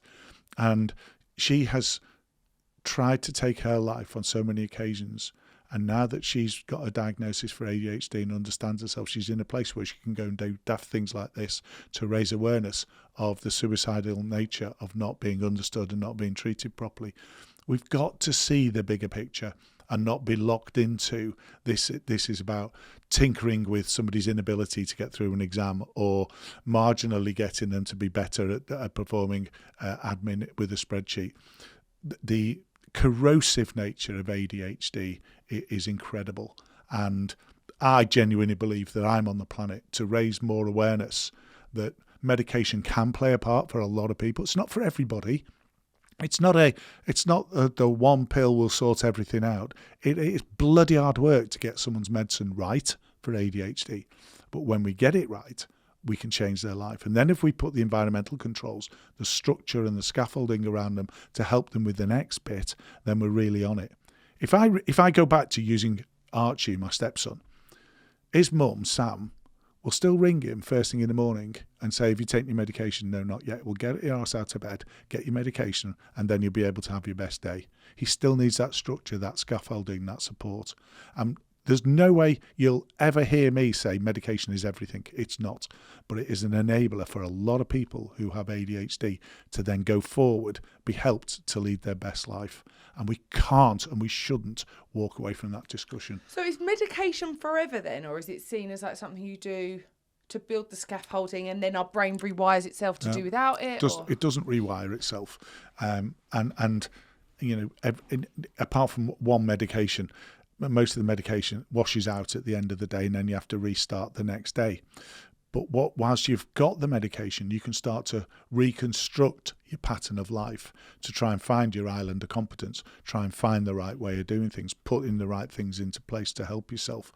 And therefore life becomes easier. You'll still need that medical help, but life becomes a lot easier because you're now enabled. And what if we were getting dopamine hits everywhere else? So like doing the job that you love, exercising, and so while they were on medication, they were building up a toolkit, if you like. Yeah, absolutely. And you may be able to then, with your clinician, retitrate your medication as to when and how and at what level, depending what you're doing. You may be able to do that. No, you don't get withdrawals as such with ADHD medication. No. What you would miss is the ability to perform. So that is definite. So you may suddenly think, God, I haven't had my medicine, I can't get anything done, and that would. Is it like Limitless, like the film? Because they're quite stimulanty, aren't they? They can be, and you can be overstimulated. And you've got to be careful. That's why medicine is so difficult, and that's why you have experts to give you medicine. You just don't go buy it off the counter at the high street chemist. You have to have an expert give it you. For instance, if I can, a lot of our patients are drinking 2 litres, 4 litres of Diet Coke every day, or energy drinks, Monster drinks, Red Bull, whatever, and that caffeine injection, if you will, is helping them on a temporary basis with their dopamine. What we have to insist on is if we're going to treat you medically, we come off that caffeine, because we can't then control what the hell's going on. Yeah. You've got 2 sets of stimulus. We need it to be one, and you won't need that caffeine because you've got it properly, and it's more effective, and it's a slower release, whereas caffeinated drinks are generally, without a couple of exceptions, are instant. So it goes high and then it drops. Well, that's not good. That's a medicine should give you an even pathway. Because I used to love my coffee so strong, Phil, that it would put like the hairs up on my chest, and I'd be like, oh, like probably there's no difference between that and taking cocaine. It's how strong I would have my coffee. And that's what we have to work with. And the people that you've met whose medicine wasn't doing the right thing for them, got them in the wrong place and what have you. You have to look at the whole set of what's going on. How many espressos are you having as well as your medicine? Is your medicine the right medicine on the right? You've got to give us clinically a chance to get this right by controlling what else is going on. And making sure. So if you're taking cocaine, we had a school teacher came to us in a mad panic. The only way she could get to teach was by taking cocaine just before she walked in the classroom, because that was the only way. Should she not be paranoid? She was becoming a little bit concerned about what was going on. Yeah, a little bit. And we treated her medically. She no longer needs anything like cocaine, and she's now back to being a very successful teacher. She was using cocaine to calm her brain, and now we use medicine to do it. It's brilliant what we can do with medicine. We shouldn't be frightened to have that debate. It's the most exciting thing we can do for someone with ADHD. It gives them the opportunity to be who they could be, and some of that is through medicine. And we should always have the debate. And you're really right to push. It's important that you push the debate into the public agenda. Do you know what? I just feel that, regardless of medicine, but like the way the world is. People might not like this either. Like, you can be a boy, you can wake up and be a boy, then you can be a girl, you can be a cat, you can be a dog. Unless these foundations are clear, I feel like we don't have much to hold on to. Mm-hmm. So I'm like, so for me, and maybe that is an ADHD thing, I'm like, no, it's either black or it's white. We can do that, we can't do that. And I believe that everything is divinely gifted to us, and if not, it's a lesson. And for me, some of the hardest parts of my life, the most uncomfortable, probably when I've not even wanted to be here in my own head, I've always learnt something from that lesson. And if I made it more comfortable for me, I don't think I would have gone through that lesson and learnt the thing. 100%. But you've been fortunate to come through those lessons. Yes, I do. And I do understand why you're saying that. Yeah. And as many a person can't get through those lessons or hasn't made it through those lessons. And I also understand that my childhood is, the same water that softens the potato and hardens the egg and all that, has made me incredibly resilient. Yeah. However, I know people who've been in certain circumstances and have gone the other way. So I can see you add ADHD on top of that, how the whole thing spirals. Yeah. So that's why I'm interested to have these questions. But I want to talk to you. I know you touched on it a few times. You were a policeman. Yep. How did you end up here? And when I was doing my research, it's so annoying because this is what always happens. I can't read my notes, but I wrote some statistics here on the inmates that were incarcerated and the likelihood of them having ADHD. I think it was like 1 in 4 were like diagnosed, and they think it's way more than that. Why can't I read my own writing? I can tell you the numbers. But that's what you're here for. This is why we have the professional. I can not tell my you the scribbles. Numbers. It is a very long, boring story. Make it really quick. I was a senior cop. I was doing really well as a police officer. Was I enjoying it as much as I enjoy work now? Probably not. I was starting to not fit. I left school at the age of 16 with 5 O levels and a cycling proficiency. And I sit in front of you now with a PhD, a master's degree, a fellow of the Royal Society of Medicine, and blah, blah, blah, blah, blah. As a senior cop, I did all those qualifications as a police officer, and I changed and wasn't fitting policing anymore because I was thinking differently and what have you. And the chief constable came in and he said to me, there are too many young people coming into crime. The Home Secretary's rung me and said, Lancashire needs to get its shit together. I'm giving you that job. Get your shit together. Thanks, boss. Order, isn't it? Threw the grenade in the room. He closed the door and walked away. One of the things that I asked the team I had to do was go and find something that we were doing that we could do better as a police force, and then find something that nobody's ever done before. And the thing that nobody had ever done before was correlate that poorly managed and poorly treated ADHD led to really bad social outcomes.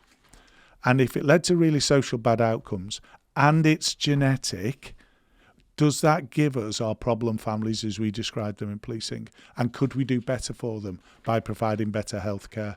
And that's what got started me in ADHD, because without a shadow of a doubt, there are people in the criminal justice system who've been given the right healthcare would not be there. And I think this brings me back to the ADHD trauma thing, because I can't remember the statistic. I'll have to get it up. I think it was like 70% of those people that were incarcerated come from single parent households. Yeah. Which means they would have suffered a scaling level of trauma. So why is it a single parent household? So if we look at that and I get really excited about this, you probably just tell. Go on. Most ADHD relationships don't work because the ADHD becomes too hard to manage and too hard to deal with. Relationships are gone into impulsively because one, if not both people have ADHD, and they make poor choices in life for partner, and it's never going to work, and so on and so on and so on. You start to build a social construct around ADHD, and you start to actually see some patterns and things that are happening. Then you actually look about not being able to find the right job, perform at the right level, achieve your potential, and your dad couldn't do that, or your mum couldn't do that, and your granddad or your grandmother couldn't do that, and you've got a whole generational pathway of never achieving potential. We then get into a construct of life that is completely different to what we see and expect as normal. So when we get into there, and then you've got the opportunity to take cocaine, buy or sell cocaine, to walk into that shop and nick something because your mates have put you up to it, and you're impulsive enough to just go and do it because it might make you popular with your mates and you've never been popular before, but you get caught shoplifting and you're now a criminal, and so on and so on and so on. That's what I got into as a cop, was why was this happening and what was going on?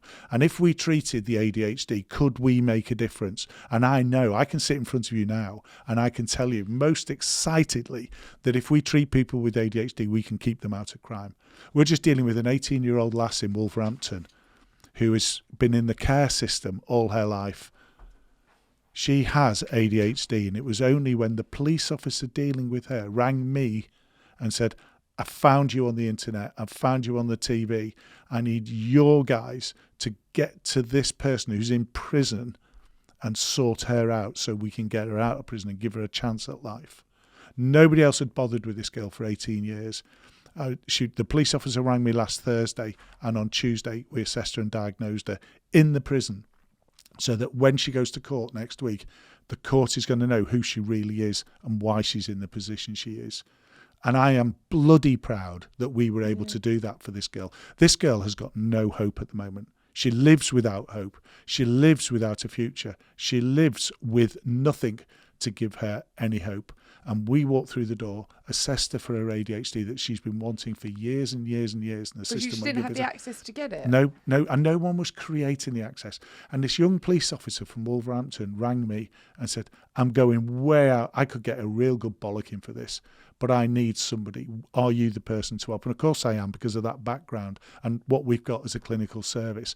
And we've done it. We've assessed her, diagnosed her, and we can put her front of a court and say, this doesn't excuse her behaviour, but it's a rationale for where she's got to and why she's got to where she is. Now you need to give her a chance of the health system helping her before you punish her again, because all she's ever had in her life is punishment. And she actually needs some recognition for who she actually is and be given a fair chance. That's why I do what I do. I can understand how people with ADHD find crime exciting. It's like what I said earlier. It's a like, dopamine I'm more rush. black, I'm more red. Yeah. But boom. And we've dealt with the amount of times we've dealt with people who I'm unpopular, I've got no friends, and then a group of lads start to take me under their wing, and then they say, take a tenner out your mum's handbag and you'll be really popular with us. So he takes a tenner out of his mum's handbag. Next time it's take your mum's credit card. So they go on a spending spree on mum's credit card. What? Get the keys to your mum's car when she's out at work and we'll go for a drive. Now who's the kid who gets caught there? It's the kid with the ADHD who thinks he's got friends for the first time, but they're not appropriate friendships. But he's latching on because he's so situationally pissed off. This is game. I've got friends for the first time, Mum. This is brilliant. Exciting.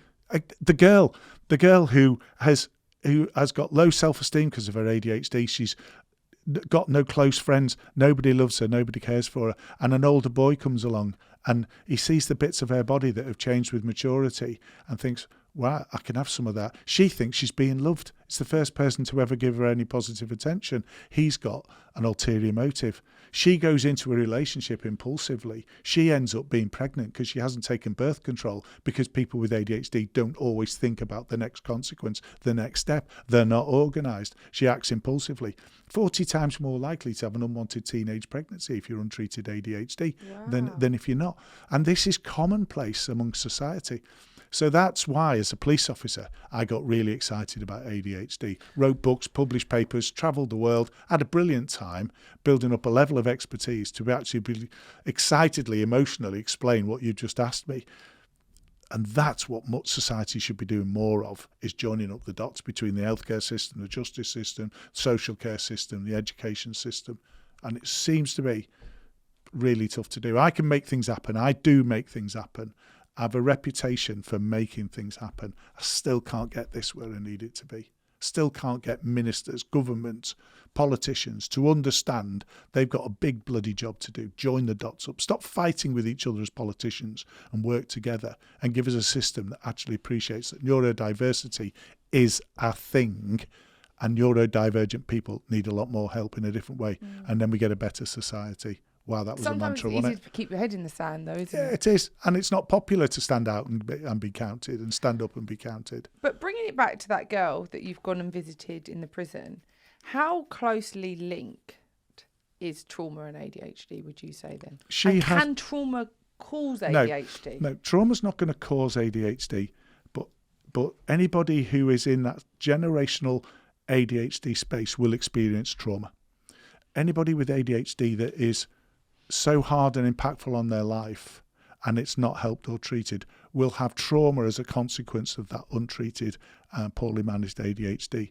It's not caused it medically, but it's caused it through society, that you will experience trauma because of your ADHD not being treated, not being allowed, not being permitted, not being encouraged, not being helped, no positivity.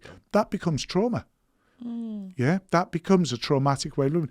At the age of 12 with an alcoholic mum, yeah, which we could examine in depth and find that maybe mum had ADHD, you've got ADHD. There was all that ADHD forming that construct of the family, or certainly having a part of the construct of your family. And then you had trauma through that construct of your family home. The ADHD caused all of that. It didn't scientifically give you trauma, but you experienced trauma because of what life threw at you at that tender age, without a doubt. That's common. That's commonplace. Doesn't cause ADHD, but ADHD can cause trauma to be experienced. And we don't understand it. We don't experience enough. We don't talk about it enough. You know? Interesting. I look back on my early years as a cop, and when I didn't understand ADHD, and I think, how many people have I locked up that should have been in the healthcare system? And that worries me. Does the police force have something to, like a card they can pull and say, look, actually, we want to get this person inspected? Yeah, we're getting there. We're getting Evaluated, there. Sorry. Yeah, there's a few pilots, and the cop in Wolverhampton who stood up majestically and took a risk to contact us. She's now talking to me about the scheme she wants to put in place to make that happen. There's a lady called Sarah Templeton who's driving change throughout police forces to try and get screening in custody suites. So fast forward, you see all of this stuff. So how do you end up opening this business? What's the journey between, paraphrase it, obviously. Yeah. But I'm just intrigued. Try to get the NHS to provide better and more services for people who were on the either in the criminal justice system, or you could tell were going to enter the criminal justice system. And that never happened. 20 odd years of trying to get that to happen, couldn't make it happen. And then, long story short, I retired from the police naturally. Through natural process, I retired, went into a second career as a management consultant. That was okay. Not as exciting as being a police officer at all, but did me well and gave me a whole new skill set. And then one day, an epiphany moment, I just thought, excuse my French, fuck it, I'm going to start an ADHD clinic. Grabbed two clinicians, Jen Lewis-Neal and Lisa Mangle, and my wife Samantha, and we started ADHD 360. And effectively, we were going to see 20 to 30 people a month, but we were going to run to the problem, not run away from the problem of ADHD in the community. And now, like I say, we've 200 and odd clinicians, 400 odd staff, award-winning clinic. We've just been awarded the UK ADHD Clinic of the Year, and we now treat 3,000 new patients every month. And that, from the humble beginnings of a lad with cycling proficiency in 5 O levels, I'll actually be proud. I am proud. You should be proud. That I've got a whole team doing that work now. It's incredible. And they're brilliant. They're absolutely brilliant. With your clinic, are they cautious to not overdiagnose? Oh God, yeah. Because there are some clinics I'm seeing that apparently you can do these online test quiz. Yeah. And that's my scepticism. Yeah, and you're right to be, because I am. And we were out for a meal. There was the ADHD World Conference in Prague earlier in the year. We were out for a meal, brought together with different clinicians from the UK. And one of my team, Rebecca, was sat with some clinicians. And when we got outside, she said, don't ever put me near those people again. So why? She said, their clinical practice is appalling. And the people I was sat next to, when we talked about clinical practice, it was shocking. It was absolutely appalling. Can you give me a little bit of insight? Yeah, they would. There's many stages to the process of assessment, and to be very brief about it, you can screen. So the easiest example is a lady goes for a mammogram, and that'll give you a clue whether or not there's breast cancer present. Yeah. But you don't lop off a breast because of a mammogram. No. You then have invasive tests, so you convince yourself biopsies, that all that absolutely, jazz. yeah. So it's exactly the same with ADHD. You have a screen, and that tells you the likelihood. And then you go through a load of battery of other tests and other work and the assessment, which is one-to-one between 2 human beings, till you get to the point of assessment. These clinics were stopping at screening and just issuing medication with the screening tools. And that's wrong. That's fundamentally wrong. But they're earning a lot of money out of it somewhere, Absolutely. because they can get more people through the door. Absolutely. And one of the other clinics we were talking to assess people, but then don't offer them any treatment for it. Well, that's like saying you've got cancer, but we're not going to do anything for you. You can no longer walk, but we're not going to provide you with a wheelchair. So rightly and proudly, we've built a clinic that serves the NHS superbly, serves the private patient who wants to come to us privately, to the tune of 3,000 patients a month. Could you see more patients? You just haven't got the capacity. Is the demand that the demand is outstripping supply. Yeah. I'm recruiting 20 clinicians a month.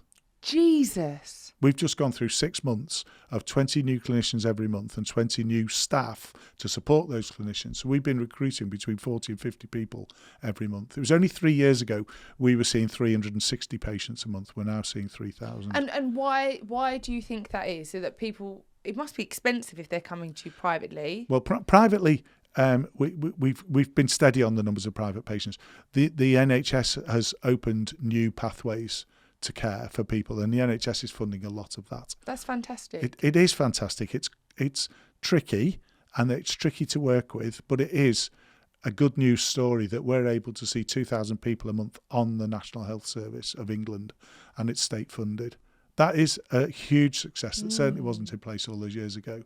And so what is there some legislation that's changed around ADHD? Yeah. And therefore we are able to make change at scale, which is something that is a huge story of positivity. I've read here one of my statistics. In England, 2.5 million people are estimated to have ADHD, but only a third are diagnosed. Why is such the gap? Because there's never been the services available. The we see more patients a month than many clinics in the NHS see in a year. The private sector, us and a few other organisations, are literally propping up the NHS. And that's right. The private sector has a role to play in propping up something that's under incredible demand. And I would argue we do it better and we do it cheaper. We know we do it cheaper, and I would argue we do it better. So we should be there providing this service for the ADHD community and for UK PLC. It's fantastic.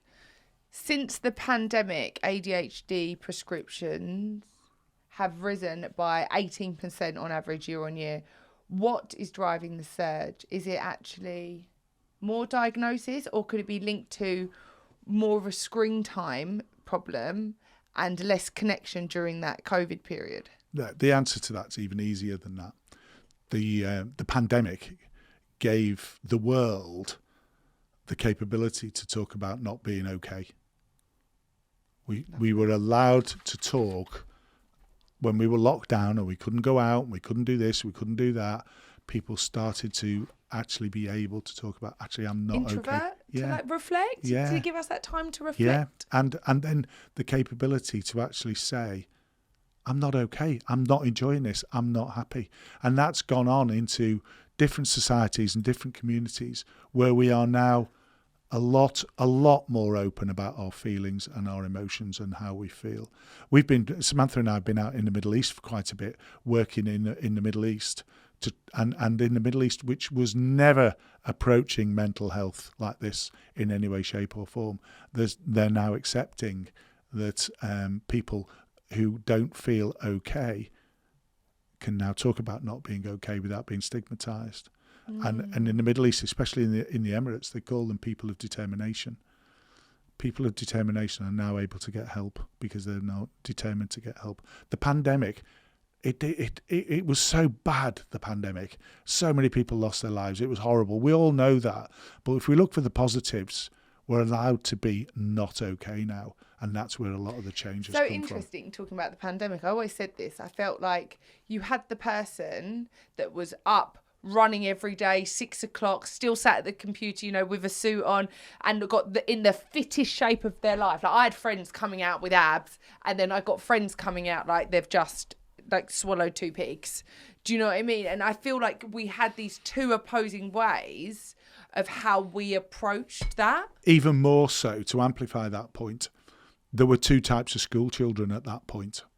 There was the child that really didn't like school because they didn't fit in. The education system wasn't providing what they needed in the way they needed, and homeschooling was brilliant for them.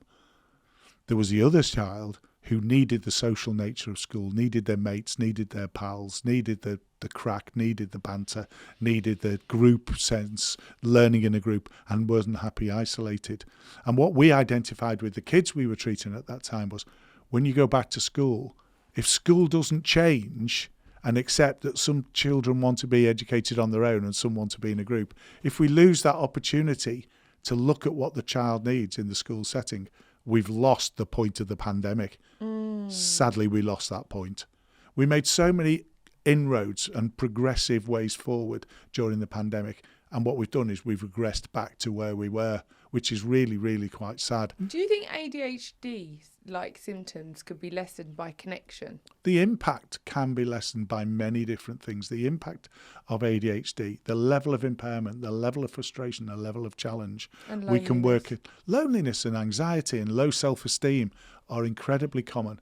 And if we go about helping people in the right way with the right level of empathy, then we can make a difference.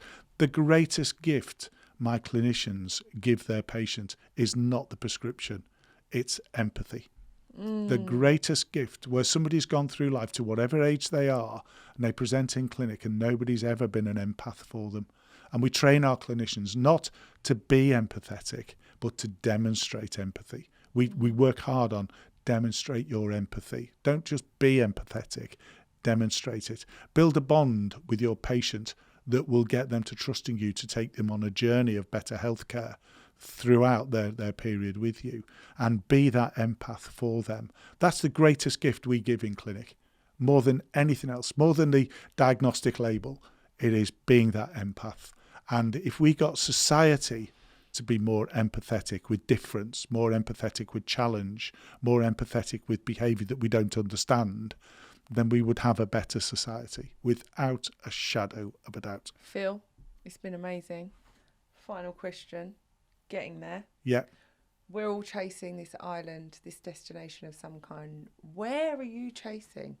What's your there? On a professional level. Whatever you want, whatever comes first. I will be content when we understand neurodiversity to the point where it's normal to understand it. Because at the moment it's abnormal to understand it. We're having to fight so many battles, aren't we? So many challenges, so many fights, so many battles. I'm fighting every day. I'm fighting politicians. I'm fighting school head teachers. I'm fighting social workers, police officers. I'm battling the system on behalf of our patients on a very regular basis. The reason I want to do podcasts like yours is that people like me make you. You said you were going on holiday, and I was like, no, you're not. You're coming here first. Absolutely. We go on holiday tomorrow. Oh, brilliant. But the reason is that if one person who follows you says, I can actually see something in what that fella's just said, and I'm going to do something different, then my reason to be on the planet right now has had an effect. And that's what getting there is for me, is just to try and make that small difference for somebody somewhere. That young 18-year-old woman, if the police officer hadn't rung me and if we hadn't got our shit together, she'd still just be lost in the system. Now there's a chance of bringing her out of the system. So that's a week's work, but it's worth it. And where can people find you if they're listening to this and they want to follow some more stuff, or what are your websites? Yeah, the website ADHD 360 is commonly found. We're on all of the social media platforms. I'd encourage anyone to do that. We've got to get you into it, but we've got to encourage anyone to watch ADHD Beyond the Label, the TV programme, where we really get into the depth of individual stories. Sorry, we're filming this, aren't we? I'm coming on your show to do this. How long is that for? Is it like half an hour? Yeah, it's half an hour. We can't get that in depth in half an hour. Watch me. What? You've been in here almost 2 hours. I know, but you've taken this agenda. You watch me take you to places you've never been before. It's so are you going to prep? So guys, if you're listening, I'm going on their show. Are you going to prep me, or No. I might not stimulate myself too much on coffee that day. I'm sweating. But listen, it's brilliant. It's lovely. It has been wonderful. I think there's so much to take away, and the reason I really wanted you to come on here is because I love understanding other people's point of views, and I can be a little bit archaic in my ways, and I just wanted to come along and for you to provide some amazing landscape on really what is happening with ADHD and the medication. And I think my audience is so going to resonate with what you've said, and I know what you just said there, if one person feels seen, then you've done your job. So if you have felt seen, ladies and gentlemen, please give us a little comment below, let us know. Fire over any questions, and hopefully we will see you very soon.